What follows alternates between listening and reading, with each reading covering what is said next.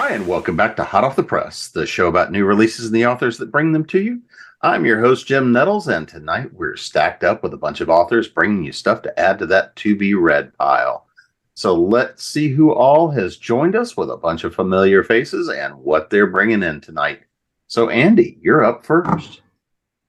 So I'm Andy Gallo. I've read a lot of stuff, but right now I'm writing paranormal romance, gay paranormal romance, or MMR paranormal romance.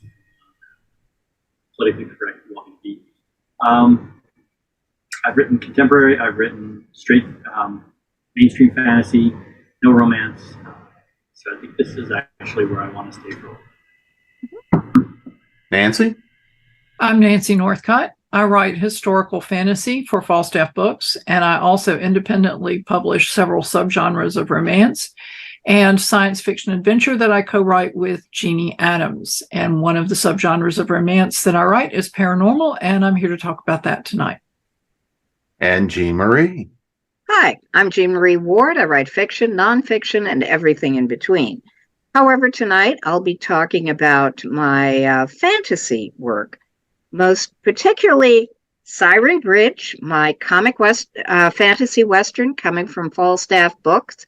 May 25th, we actually have a release date. We actually have a cover, and I can show it to you.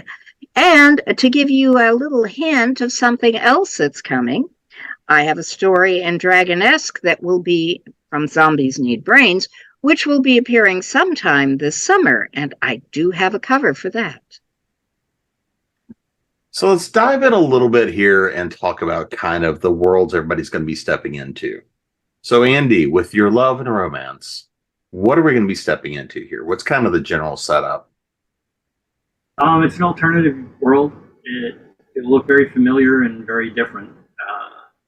I specifically chose that to completely becoming God again. I got a little tired of that, trying to create the whole world with complete with romance, deities, kingdoms, all that stuff. So I decided not to do that this time. So it's set basically in mid-Atlantic United States for now, and it is pretty much contemporary times, although it doesn't have a year. There's no, President Biden, President Trump, President Obama. There's none of that in there, so you don't have it doesn't timestamp itself. And in this world, there are essentially three separate different, and there's 3 or 4 different governing bodies. There's the UN, there's the Mage Council, there's the Assembly, which is for shifters, and then there's the Conclave, which is for elves. And so they all sort of work together to try not to kill each other. And so the overriding reason they all came together was they were under attack, and so the only way the world would survive was if they all joined forces. And so now they're having a sort of peaceful, I won't say it's an easy coexistence, but they're coexisting amongst themselves, and there's a whole framework of legal treaties and stuff to keep them from killing each other. Pretty much where we're at right now. Nancy, I know that this is set in one of your larger universes, so let's find out about this given universe. Okay. It's set in basically our contemporary world, but magic is real. There are ghouls that use dark magic, and they can suck magical energy or life force from their victims with talons that extend from their fingernails. And they are allied with demons from the void between worlds. And part of their goal, the ghouls' goal, as the story progresses, is to open a gate to let demons through to this world. And if that happens, we're pretty much all toast. So the mages are trying to prevent that from happening. And it's set in most of the story is set in southeastern Georgia. And some of the scenes, although by no means very many of them, take place in the Okefenokee Swamp as we go through the series. Jean Marie? Okay. Siren Bridge takes place in a secondary world which has reached the technological development of the Victorian era with magic. However, my story does not take place in an alternate London. I'm tired of steampunk happening in alternate London, and fantasies happening in gaslamp fantasies happening in alternate London. So I put it out west. And a lot of what you will see in Siren Bridge is sort of in the Missouri territory, in the period which we think of as the primary stomping ground of scallywags and riverboat gamblers and everything you saw on the original Maverick TV show, and you saw to a lesser extent on Wild Wild West. So you've got bustles, you've got great hats, you've got corsets, you've got magic, you've got people who are not any better than they should be. So, Nancy, I'm going to dive a little bit deeper. Who are we hanging out with in this particular release, and kind of what are we walking into? Well, the short description of the story is that the hero is looking for whoever helped ghouls murder his best friend, and the heroine is his prime suspect. He can't just go making accusations, though, because she is the chief deputy Shire Reeve, which makes her the chief deputy law enforcement officer in mage society in the Southeast. So he's trying to get his proof without having her figure out what he's up to and sick her buddies, either mages or ghouls, onto him. He runs a construction company in Atlanta. He's taken some time off and is working as a bartender in a town where a lot of the mages hang out and a lot of his prime suspects' friends hang out. And so he's hoping to kind of get close to them, see what he can learn. He doesn't have what I personally would call a really great plan of action, but it's the only one he's got, so he's going with it. He knows it's not the world's best plan, but he's hoping to improvise on the fly. She is the best friend of the heroine from Renegade Mage, and she's really deadly magical fighter, but the bane of her existence is that she's curvy. She's always been curvy. And guys look at her and they see curvy and they don't see a brain. And while she's not above using that to her advantage, it gets frustrating sometimes. She and the hero both like to play pool. And that's going to be one way to get them together. And they're also fans of Can You Stump Me? And so I'm having fun with that because I'm a trivia nerd from way back. And so that's giving me a lot of fun coming up with weird things for them to talk about and ask each other about. Pool, I don't know so much about, but I have a friend who plays, and there's the Google. So I'm hoping that'll all work out. Jean Marie, tell us a little bit more about your group of scallywags and everybody else we're going to be hanging out with in Siren's Bridge. A story I've been waiting for since I heard a reading about 12 years ago. Yeah, well, there is strudel involved. But the story focuses on Oleander Jones, a lady adventuress who is no better than she should be. But she knows all the rules of being a lady adventuress. Never involve yourselves in the affair of kings. Never, ever piss off a man with a private army. And whatever you do, do not confront a monster in its lair. Well, of course, this being my story, she has to do all three in short order. And the plot revolves around a very large, very beautiful, very valuable gem that Ollie is commissioned to steal. What she doesn't know is that stealing that gem puts a target on her back from two different sources, as well as this world's version of the Pinkertons.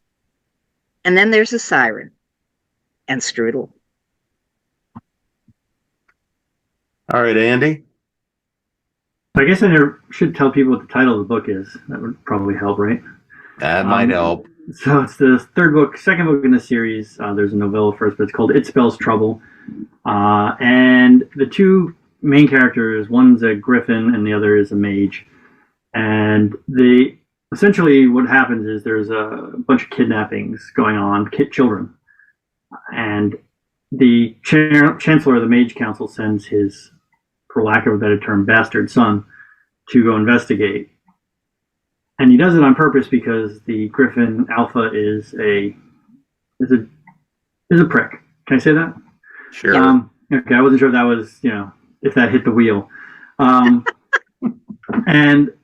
so he sends his son essentially because, you can't bully his son. And what he doesn't realize when he shows up is that the son of the Alpha is actually his mate. And they kind of dance around this, and they try and avoid it because the Alpha is going to try and corrupt his son and his mage because Yannick is the mage and he's very powerful. So this would be a real coup for the Griffin if they could control him. But of course, the Mage Council doesn't work with that. So there's a bit of a problem for them getting together, and a lot of the story revolves around trying to fix that. And then there's also the subplot of who's kidnapping the children, which they also have to figure out because, nobody wants to see kids kidnapped. So, but there's an overarching story to that, and really what ends up happening is they have to find a way to get around the father, get around the Alpha, and still be together. And then ultimately, it's this romance. They're trying really hard to get that without giving away too much. They figure it out somehow. So I'm going to talk a little bit here as I approach my next question, which is one I haven't had an opportunity to use in this particular venue, but I'm going to entertain myself anyway. So we finally, after several years worth of angst, drama, and various publisher issues, we finally got out Fairy Films, which is over my shoulder, which is 12 essays which look at fairy folklore in films. Now, because I've never been known to do something the easy way, there's essays in it talking about things like Dark Crystal and Labyrinth, and there's things like looking at a number of different universes and different pieces there. But because I've never been one to do things the easy way, I made the proposal that the 1984 version of Dune was fairy folklore, and made a bet with the editor, who told me there was no way that could possibly be fairy folklore. So for a relatively short essay, my proposal was 1,800 words. And so that's why it wound up going in here. Because I'm the lucky one that wound up with a sci-fi piece in here. And having done a lot of panels at some conventions over the last couple of weeks, where we've talked a lot about folklore, specifically fairy folklore and magic, and how this influences fiction and the things that we play with. I'm going to throw a question out there, which is the idea of how do you use folklore? How does the influences of folklore, how do you decide what to pull and use of mythology, and folklore and legend and magic and all of that, and pulling story together? So, Jean Marie. Well, it's basically the story. I mean, for this particular book, the initial request was to write a story that dealt with a mermaid or some variant thereof. But I don't do standard. I do comedy.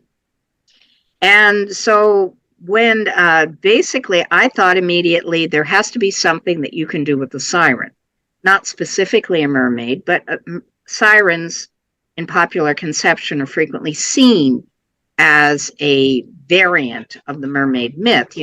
Instead of combing their lovely hair and singing, they do singing. Most of them are homely as well. I will keep it PG. They're very, very homely, but they have this voice. And you have, Odysseus, going back to the Greek myths. You've got Odysseus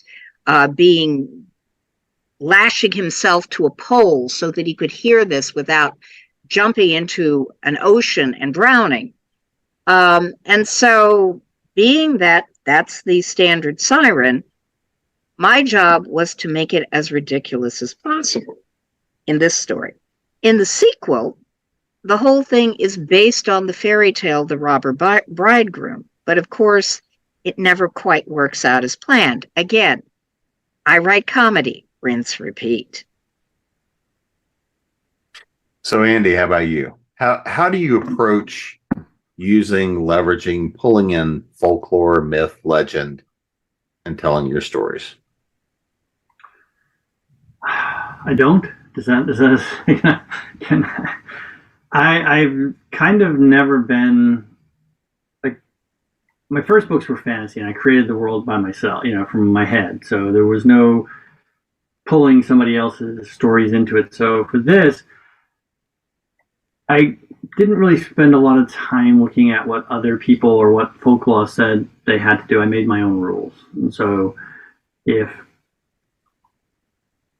I did, if it came across something, if I knew something in the past, because I've studied mythology in the past, and I liked it, I would kind of work it in, but I didn't really try and make myself a slave to the mythologies or the ethos or the canon, so to speak, that have been created and handed down. So it's kind of like when, sparkly vampires, whoever heard of them, right? Well, yeah, that was how it went. And so there's no sparkly vampires. Let's just go with that. There's no sparkly anything in this. I just prefer to have, it's my world, it's my rules, it's my magical system. And so the myth and folklore are more like they inform, but they don't direct or they don't control. I think that's the best way. They inform, but that's about it. Nancy? Well, I don't use mythology in the series. I do use certain elements of folklore. When I first started to publish this series, which was originally published by someone else, I knew I needed a magic system. And I decided in a fit of organization to come up with it before I wrote anymore, instead of just doing it on the fly.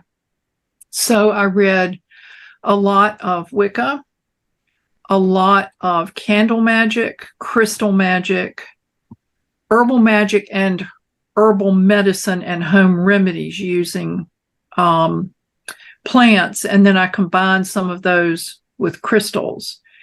And I got very interested in runes and the Norse culture around runes. So in Renegade Mage, it doesn't show up on the backdrop over my shoulder, but Griffin's staff is ash, and that's kind of traditional 7-foot ash staff.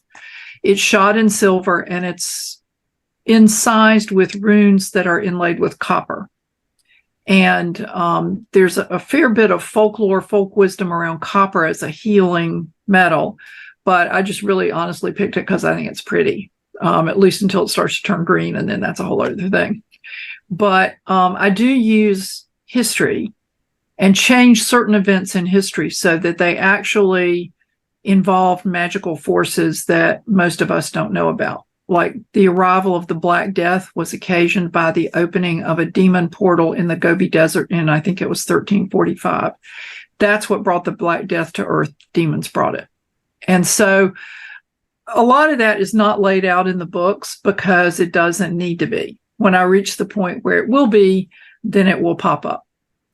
There's a brief explanation. By brief, I mean like a page and a half, 2 pages, in Renegade Mage from the Geek Mage, Will, about the history of all this and how it relates to the problem they're having at present. Because as much as I love history, I don't really like it just dumped out there. If it's going to be included, what's included needs to be relevant to the problem that the characters are dealing with right now. So I have a whole lot of history for this world, but most of it has yet to. Or my usual, one of the things that I always find interesting, because again, one of the most fun parts about being a writer, being a creator, is being able to trip over the research rabbit hole. And no matter what the project is, you're always going to learn something, discover something. Sometimes it's something in the research, something it's about the process. Sometimes it's just something you figure out about yourself when you're working on the project. So what's your one thing that, you kind of learned working on this particular project? And I'm going to throw that one out to everybody to figure out who goes first, because I'm going to be an agent of chaos. I can go first, but it's not so much the research rabbit hole. the research was pretty straightforward. Go look at what people wore. Go look at, what the buildings were. I mean, basically, a large portion of my story takes place in a governor's mansion. Well, what were the hot governor's mansions of 1870 something? Where my favorite part of the research, however, was the fact that, remember when I said she was no better than she should be? Well, I remembered vaguely that there was a lady in Maverick, because I grew up watching the reruns of Maverick and watching Wild Wild West. And the best character in Wild Wild West was Miguelito Loveless. We'll just leave it at that. But for women, you had to go to the reruns of Maverick. And there was a lady called Samantha Crawford. And I spent an enormous amount of time watching Maverick to catch all the women who were no better than they should be. Now, for the romantic lead, I watched a lot of Sherlock Holmes featuring Robert Downey Jr. That was most fun. All right, Andy, what'd you trip over in this one? Civil War. So I set it up in Hagerstown, Maryland, which is a stone's throw from Antietam. And I've been there a couple times, and there are volumes written on the Civil War. And every battle has shelf, or more worth of books on in the library, and so I was trying to figure out where it was in relation to the city, and it really doesn't even come in the book. But I was looking up things in Hagerstown, although I've been there a few times, I'm not from there. And I started looking at Antietam, and then this one, and I was looking up different generals, and it was like, oh my gosh, and I went up the battle plans. And then from there, surprisingly, I ended up going to Fort DuPont in Washington, D.C., which is someplace I worked in D.C., so I was there quite a bit. And that was actually where the only time that D.C. was invaded. So I was like, on that. I was looking at the different forts and which ones are still there, where were they sited, and all that. So I went down the Civil War rabbit hole, which was a completely, utterly of no use to me in the story. Nancy? Pool. I went down the pool rabbit hole because I'd actually written pool in The King's Champion, which is World War II era, just came out. But that's pool played in Britain, and it's a different type of pool, and it's not 8-ball. So what I learned for that did me no good whatsoever. However, there are some 8-ball tournaments recorded on Google. There's like a pool association, and they have videos and a website. And the problem is, the part of the reason for using the pool is A, I haven't used it before and it's interesting, but B, it gives the characters something to do other than be talking heads. And so it lets the conversation slip along interspersed with action. Well, in order to write the action, I need to know how you play 8-ball. Do you have to call the shots before you take them? If you break and nothing goes in the pocket, is it your turn or is it the other person's turn? And I had to have answers for all of those things.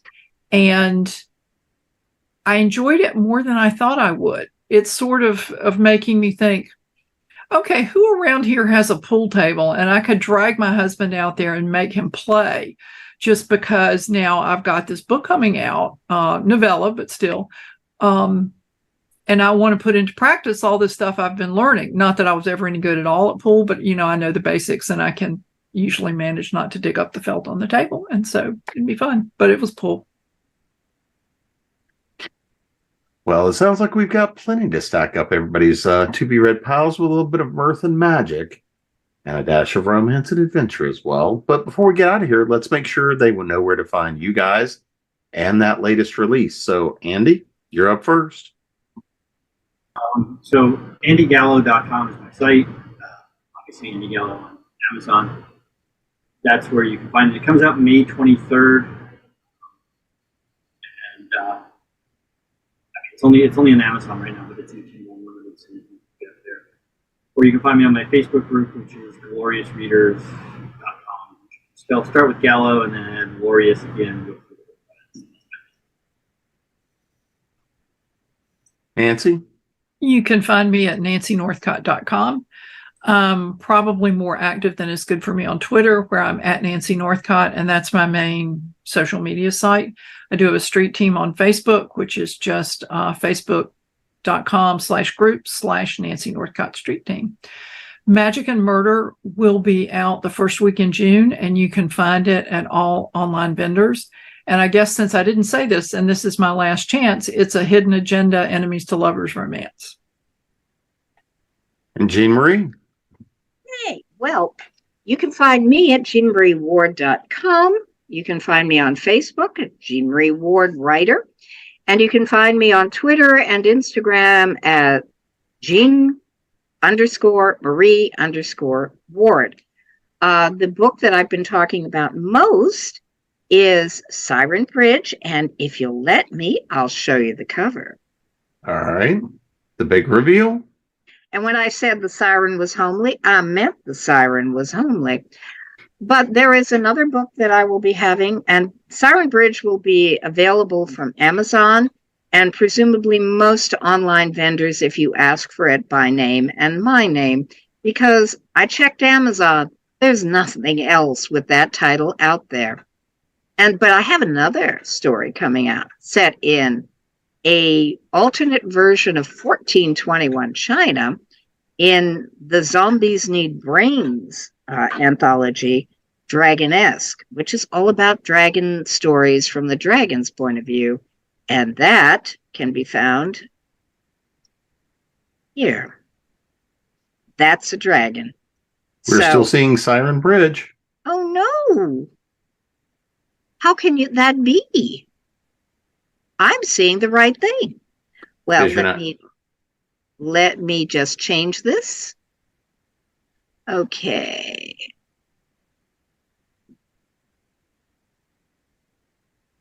Okay. Are you seeing it now? Nope. No. Okay. Well, how do we get it to be seen? Send it to me and I'll cut it in here, and you're going to make me edit. But you can talk to it anyway. Well, that's what I do. I make you edit. And so I will stop the share. So we are back to normal. And so do you want to talk about the anthology a little bit? Well, yeah. Siren Bridge is a Kickstarter anthology. Zombies Need Brains basically initiates all their anthologies with the Kickstarter campaign, and this is one of 4 this year to celebrate 10 years of Zombies Need Brains producing anthologies with both anchor authors and open submission. I was an anchor author for Dragonesque, which is, as I said, all about dragon stories from the dragon's point of view. And mine features my regular dragon character, Lord Bai, who tends to get into a lot of scrapes. There was one where he discovered the joys of pork, and then there was another where he met the Three Stooges in 1421 Nanjing. This one actually tells you what happens when you let a dragon loose in a government conference, something which I know way too much about. Would anybody notice? Actually, yes, when they basically bust through the windows, yeah. And somebody basically screams so loud that everybody, well, let us just say, among the older members of the conference, there is a regrettable loosing of the bladders. And it gets crazier from there. Sounds like a book title to me, The Loosing of the Bladders. Absolutely. That's going to be there somewhere. But yeah, again, you can find everything about me at jeanmarieward.com.